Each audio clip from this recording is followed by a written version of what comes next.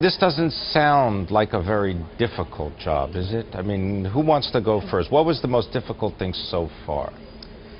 Dave? Go ahead. Well, I'd say coordinating all the moving parts. There's the sponsorship side of it, where we're dealing with all the different brands that want to have visibility during the Super Bowl. Okay, so just give us an example. Let's do a couple of brands. Wonderful Pistachio, okay. Aqua Hydrate, Philippe Chow, Touch, and Heavenly Resorts are just a few. Okay, and then you've got to coordinate with them, then you've got to actually put the event together. Exactly. So about a year ago, we scouted out the location, and it turns out that we picked the right place because we're right in the mix in between the NFL experience and where some of the other events for the NFL are going on. So we're right in the middle. We have to make sure the size of the space would accommodate something like the maximum. Well, how many square foot are you guys going to do? 14,000. 14,000 And that's square actually feet. a downscale from previous years. Typically, maximum accommodates 4,000 people, and we're scaling it back to 1,000. So you're going to go 1,000, 14,000 square feet. When did you start to put this all together, Mike? About a year ago. And it's been a real process, from sponsorships to talent. We have Kendrick Lamar performing, so we're really excited about that. And we picked him before, he's blown up after the Grammys. I mean, 7-time nominee. His performance was amazing, so we're really excited about him. Also, Patron is coming in. Traditionally, they come in as the liquor sponsor every year, and we're very happy to have them as well. What kind of budgets are we talking about here? You said $1 million. It's actually over $1 million. Over $1 million? Over $1 million.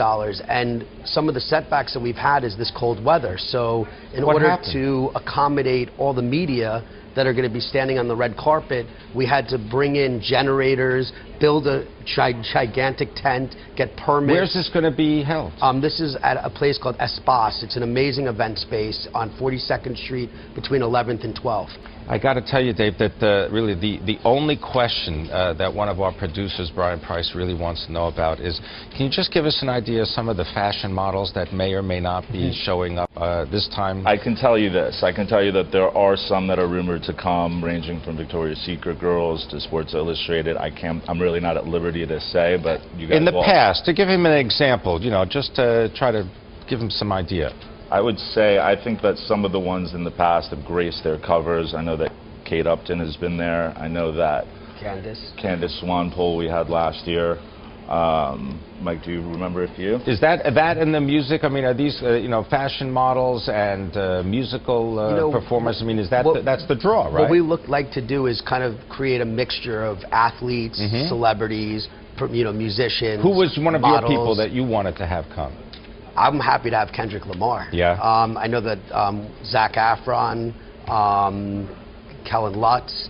We're looking to really keep it between a young Hollywood mix with new up-and-coming performers and obviously all the beautiful Maxim girls. It's really a celebration of mixing the athletes and the entertainers and different celebrities. It also makes me think that you're trying to create your own stage. When do you start building this thing physically? We started about 36 hours ago. Actual production started, but like Mike said, we've been planning this for the past year. But does this now mean from now until Sunday? I mean, this is an around-the-clock kind of experience. Around-the-clock experience. We start tonight at 9 and go till probably about 4 or 5 on Sunday morning.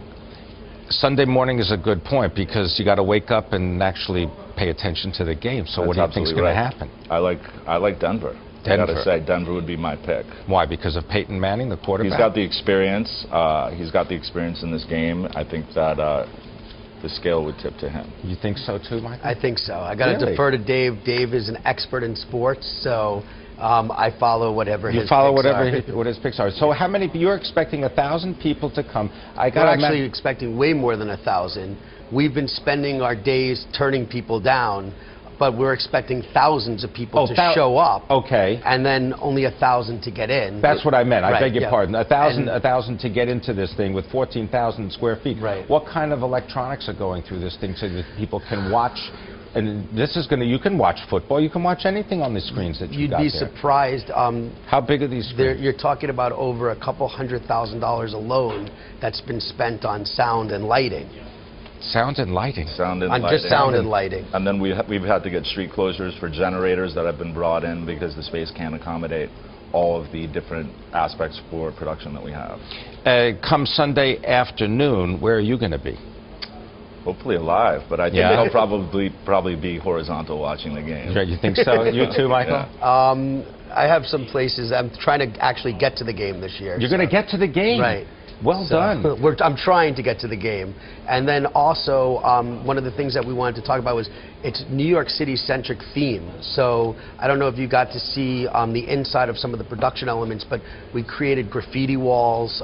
We're creating a special step and repeat. Instead of it being a red step and repeat, it's going to be a step and repeat of the city streets.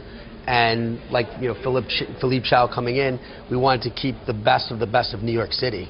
Well, it certainly is a celebration of New York, New Jersey, obviously the stadium, MetLife, East Rutherford, New Jersey. Obviously, you're going to be enjoying all this, but on Sunday, how fast does everybody knock all this down? Because I know that people want to get out of town as soon as the game is over. We actually have a strike down of about 10 hours. 10 hours. So it takes you, what, 3 days? About 3.5 days to set up, and we've got to get out quick.